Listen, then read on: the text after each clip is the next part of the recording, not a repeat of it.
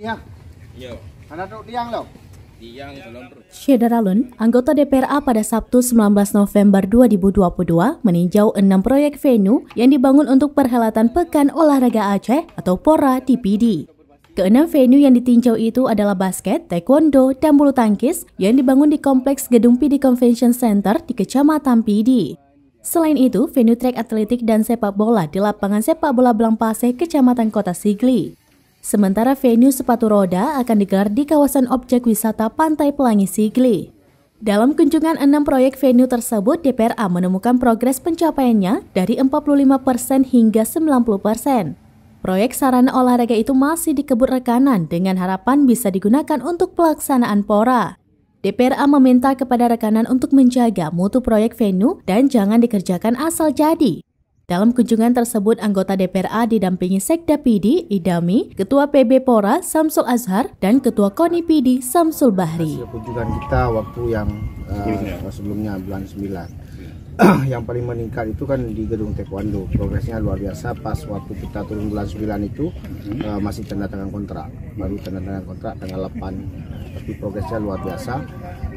Tetapi ada beberapa yang seperti ini kan sesuai dengan target janji pekerja dan janji teman-teman PORA untuk mengerjakan ini, siap untuk pembukaan walaupun memang dari awal kita sudah prediksikan tidak bisa mencapai 100% karena terlambat tender, kemudian dengan isu pandemi dan beberapa hal lainnya yang substansi. Bahkan kemarin kita sempat bicarakan skema di awal 2023, tetapi kebijakan pemerintah Aceh dan KONI Aceh kan tidak memungkinkan karena persoalan anggaran di kabupaten-kabupaten lain yang sudah menganggarkan untuk Belanda. Jadi kita harapkan dengan fasilitas yang ada, bagaimana dimanfaatkan kemudian dikemas oleh teman-teman panitia PORA ini menjadi itu lebih baik, dan harus ada skema plan B dan plan C apabila tempat-tempat yang ditentukan ini tidak siap 100% menjelang hari H. Nanti di awal bulan menjelang ini kita akan cek kembali nanti bersama Dispora Aceh bagaimana skema untuk finalisasinya. Pak Ketua, ini kan udah ke lokasi.